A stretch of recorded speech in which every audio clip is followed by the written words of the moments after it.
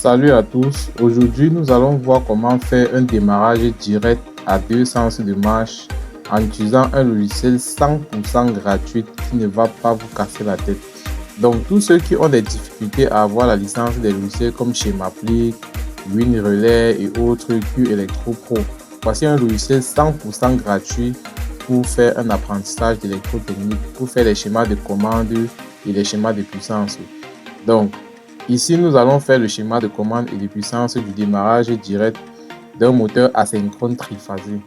Alors, nous allons commencer par la partie puissance. Nous avons les différents éléments ici à l'extrême gauche du bord de l'écran. Nous avons la source triphasée ici, 3 phases avec un neutre. Et nous avons la source triphasée 3 phases. Donc, je vais choisir la source triphasée 3 phases 1 neutre parce que je me rends compte que dans ce logiciel gratuit, nous n'avons pas de transformateur parmi les différents outils. Et vous savez très bien que c'est le transformateur qui a la possibilité de créer le neutre. Donc, à défaut d'avoir un transformateur, il est judicieux d'utiliser une source d'énergie qui vient déjà avec le neutre. Donc, on va prendre une source 3 phases 1 neutre. On vient ici sur l'outil qui permet de faire la rotation, on route. Ensuite, on va venir choisir pour la partie puissance. Une fois qu'on a la source d'énergie, on aura besoin d'un sectionneur porte fusible. Donc, on va venir sur les différents outils, on descend. On a les sectionneurs triphasés ici, hein. Fuse Switch 3P. Donc, on choisit ça. On clique sur ça et puis ça apparaît sur l'écran. Je rappelle que le logiciel s'appelle SimuRelay. SimuRelay, donc allez télécharger ça sur la boutique de Microsoft. Ou bien vous téléchargez ça sur Google, vous allez trouver ça là-bas. Le logiciel s'appelle bien SimuRelay. Donc ici on a 3 phases et un neutre. On va prendre les 3 phases, on va connecter sur le sectionneur porte fusible. Donc on connecte la phase L1 sur l'entrée 1.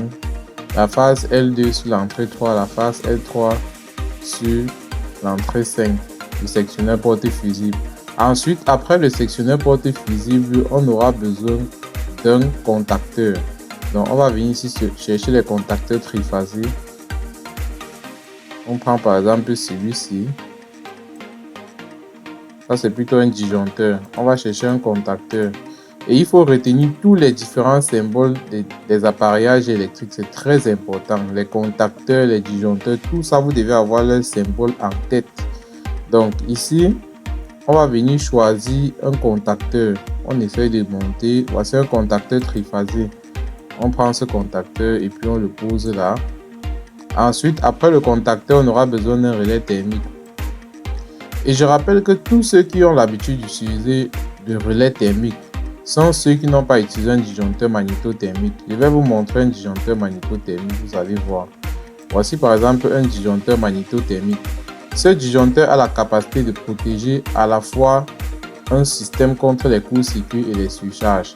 Donc lorsque vous avez déjà utilisé le disjoncteur magnétothermique, vous n'utilisez plus le relais thermique parce que lui gère déjà court-circuit et surcharge. Le relais thermique gère les surcharges. Donc lorsque le moteur appelle un courant qui est supérieur au courant de consigne, c'est normal, le relais thermique va couper l'alimentation du moteur parce qu'il est équipé des bilames.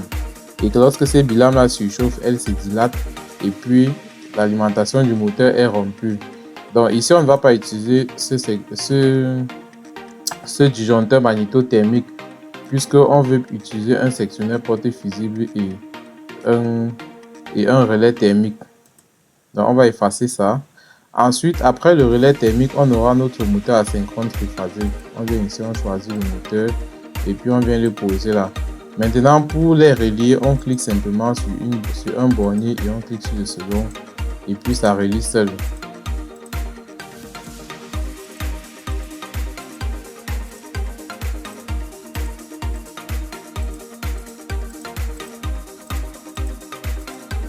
Par la suite, souvenez-vous, on s'est dit au départ qu'on voulait faire un démarrage direct à deux sens de marche. Donc, on aura besoin de 2 contacteurs. Ici, on a déjà mis notre premier contacteur KM1. On va chercher le deuxième contacteur pour le deuxième sens de marche. Donc, je vais venir ici sur la liste des différents contacteurs. Je prends un deuxième contacteur.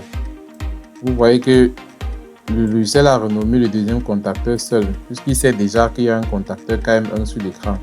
Donc je vais essayer de connecter KM2. Je clique sur un bornier ici. Je choisis ce bornier, je clique et puis je clique sur un, la liaison s'établit seule. Je fais la même chose avec les autres. Et maintenant, vous avez la possibilité de déplacer les lignes. Pour déplacer une ligne, il faut d'abord cliquer sur cette ligne. Lorsque ce carreau orange s'affiche, vous pouvez maintenant maintenir la souris sur ça et glisser soit vers le bas, soit vers le haut, soit à gauche, soit à droite pour le déplacer. Donc ici, je vais essayer de joindre la liaison 6 avec 5. Et puis je déplace comme ceci.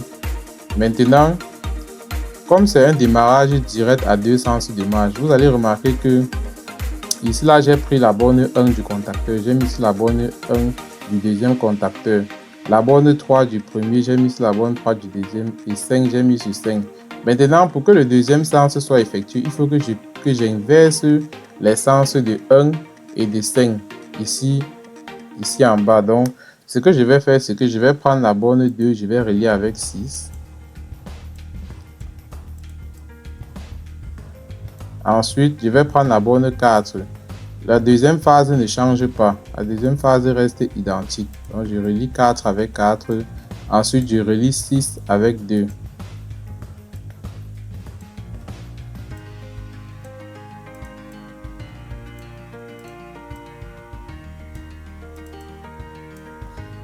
Une fois que c'est fait, on peut donc commencer avec la partie commande.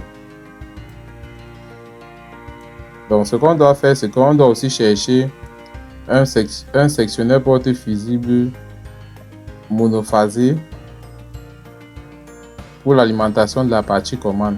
Parce que pour la commande, je vais prendre une seule phase et un neutre. Donc, je vais avoir un 220 volts ici. Donc, je vais venir, je vais chercher un sectionneur porte fusible monophasé. Donc, je prends celui-ci. Je clique sur ça et puis il apparaît sur l'écran. Maintenant, je vais le relier avec l'une des phases de mon réseau triphasé. Je peux choisir par exemple la phase L2. Je clique dessus et puis je viens relier avec celui-ci.